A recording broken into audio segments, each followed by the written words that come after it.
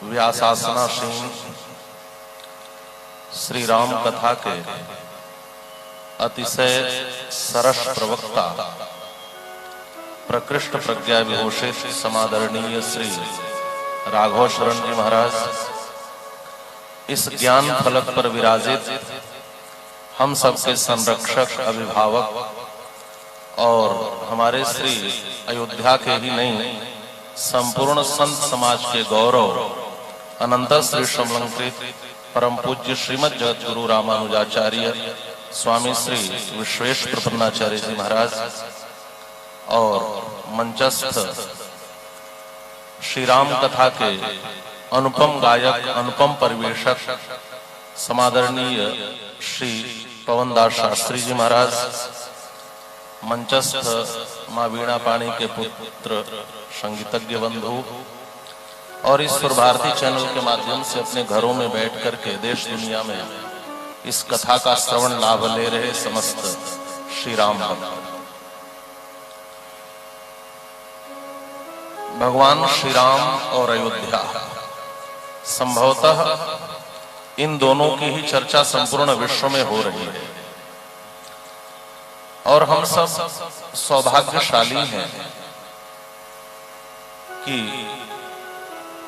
इस समय श्री अवध धाम में बैठकर के इस कथा का समास्वादन करने का अवसर मिल रहा है। श्री अयोध्या और राम में कितना गहरा संबंध है, ये दोनों में कितना अभेद है, यह वाणी का विषय नहीं है। भगवान श्री राम के कारण अयोध्या और अयोध्या के कारण भगवान श्री राम, इन दोनों की अपनी महिमा है, इन दोनों का अपना महत्व है, दोनों को हम विलग नहीं कर सकते। जैसा कि अभी श्री राघव शरण जी ने कहा कि आप अयोध्या महिमा पर ही कुछ कहें। अयोध्या की जहां तक बात है, अयोध्या कोई साधारण नगरी नहीं है। इस धरित्री की प्रथम राजधानी है श्री अयोध्या। श्रीमद् वाल्मीकि रामायण में महर्षि वाल्मीकि ने लिखा है, अयोध्या नाम नगरी तत्रासि लोक विस्तृता मनुना मानवेंद्रेण यापुरी निर्मिता स्वयं। यह नगरी श्री मनु जी महाराज के द्वारा स्थापित की गई है। मनु जी महाराज के द्वारा इसका सीमांकन किया गया या निर्मित किया गया, दोनों अर्थ है। निर्मितम का एक अर्थ है निर्धारितेन मिता इति निर्मिता। आप जब सृष्टि वर्णन पढ़ेंगे तो आप पाएंगे कि जब ब्रह्मा जी सृष्टि कर रहे थे तो उन्होंने सबसे पहले सनकादि ऋषियों को प्रकट किया, उनसे सृष्टि का क्रम आगे नहीं बढ़ा। तो मरीचि, अत्रि, अंगिरा, पुलत से पुलह, क्रतु, वशिष्ठ आदि को प्रकट किया, उनसे भी सृष्टि का क्रम आगे नहीं बढ़ा। फिर आगे चल करके मनु शत्रुपा प्रकट हुए। मनु जी ने पूछा मैं क्या करूं? तो ब्रह्मा जी ने कहा सृष्टि करो। उन्होंने कहा कहां करूं? कहा पृथ्वी पे करो। कहा पृथ्वी तो हिरण्याक्ष चुरा कर ले गया।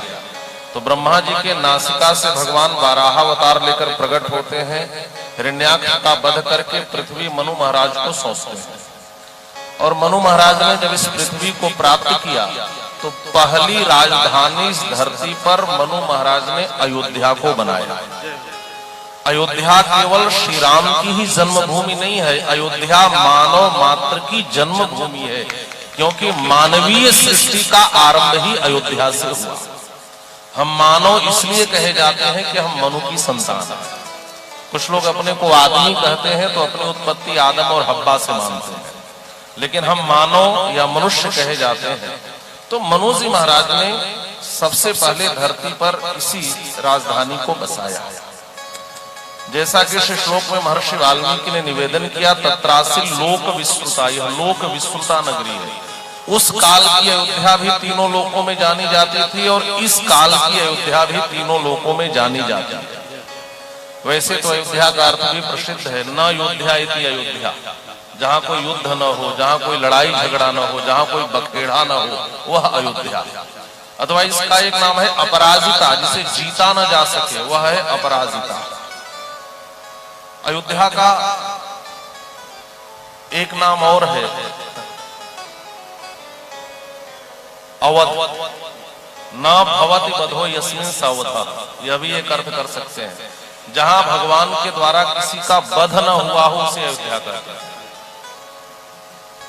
हाँ, भगवान श्री राम को यह अयोध्या इतनी प्रिय है और अयोध्या वासी इतने प्रिय हैं कि कहा जाता है किसी ने श्री जानकी जी की निंदा की थी, लेकिन भगवान श्री राम ने उसको भी दंड नहीं दिया। सिय निंदक अघ ओघ नसाए, लोक विशोक बनाई बसाए। एक विशोक नाम का लोक बना करके उस निंदक को भी बसा दिया। अयोध्या और अयोध्यावासी भगवान श्री राम को इतने प्रिय है। वेदों में अष्ट चक्रानव द्वारा देवानाम पुरयोध्या कहकर इसका वर्णन किया गया है। जहां 8 चक्र और 9 द्वार हो वह देवताओं की पुरी है, उसका नाम है अयोध्या। धरती पर जितनी मोक्षदायिनी पुरियां हैं अथवा धरती पर जिस मिट्टी में मोक्ष देने की क्षमता है वह 7 ही ऐसे स्थल है, वह 7 ही ऐसी पुरियां हैं। अयोध्या, मथुरा, माया, काशी, कांचीवंतिका, पुरी, द्वारावती चैव सप्तैता मोक्षदायिका। यह सब मोक्षदायिनी पुरियां हैं, लेकिन पहला नाम मथुरा का नहीं लिया, पहला नाम काशी का नहीं लिया, सबसे पहले कहा अयोध्या। यदि मोक्षदायिनी पुरी कोई धरती पर है तो प्रथम दृष्टिया वह अयोध्या ही है। एक बात और है, कौन तीर्थ कहां बसा है और कौन तीर्थ को हम कौन सा अंग स्वीकार करें, इसका भी परिगणन है। तो अयोध्या वो कहा जाता है अयोध्यापुरी मस्तके, जितने भी तीर्थ हैं उसमें जो मस्तक स्थानापन्न है वह है अयोध्या। इसको हम ऐसे भी समझ सकते हैं, आपका पांव कट जाए आपकी मौत नहीं होगी, आपका हाथ कट जाए आपकी मौत नहीं होगी, आपका कोई अंग भंग होगा आपका कुछ नहीं बिगड़ेगा, लेकिन यदि आपका मस्तक काट दिया जाए तो आप समाप्त हो जाएंगे। जिस दिन मस्तक स्थानापन अयोध्या विच्छेदित होती है, विकृत होती है, इस अयोध्या पर कोई आघात कुठाराघात होता है तो आप समझे कि यह पूरी धरती निष्प्राण हो जाएगी, यह धरती ही समाप्त हो जाएगी, मोक्ष देने वाली पुरियों का भी अस्तित्व नहीं बचेगा। यह ऐसी पुरी है, इसकी अनंत महिमा है, अनेक शास्त्रों में अनंत बातें कही गई हैं और अयोध्या के वैभव का वर्णन तो महर्षि वाल्मीकि ने खूब किया है। भगवान श्री राम ने तो वैकुंठ से बढ़कर अयोध्या को बताया। यद्यपि सब वैकुंठ बखाना, यद्यपि शास्त्रों में वैकुंठ की महिमा का वर्णन है, लेकिन राम जी कहते हैं यदि मुझसे कोई पूछे तो जन्म भूमि ममपुरी सुहावनी, उत्तर दिशि बहसरी पावनी। अयोध्या वैकुंठ से भी महिमन है। आप कहेंगे तो केवल भावुकता की बात हो गई। एक और बात यदि हम इसको इस प्रकार से समझे तो गोपियां गोपी गीत गाते हुए कहती हैं कि प्रभु आज ब्रज जीत गया। जयति तेधिकम जन्म नाम ब्रज श्रेत इंदिरा शश्वदत्रहि ब्रजम जयत। प्रश्न उठा ब्रज की लड़ाई किससे चल रही थी? का वैकुंठ से चल रही थी। और हे नंदनंदन, हे श्याम सुंदर, हे मुरलीधर, हे पीतपटधारी, हे श्री कृष्ण, जिस दिन आपने वैकुंठ को छोड़कर गोलोक को छोड़कर ब्रज में आने का निर्णय लिया, आपने गोलोक से ब्रज को महान बना दिया। उसी प्रकार से जिस दिन भगवान साकेत छोड़कर वैकुंठ छोड़कर अयोध्या आने का निर्णय लेते हैं, भगवान अयोध्या से वैकुंठ से बढ़कर अयोध्या को महत्वपूर्ण बना देते हैं और अयोध्या वैकुंठ से जीत जाती है। इसका तात्पर्य यह ऐसी अयोध्या है और जितने भी धर्म हैं उनकी दृष्टि से भी अयोध्या का महत्व है। इसीलिए भगवान श्री राम जो मर्यादा पुरुषोत्तम है,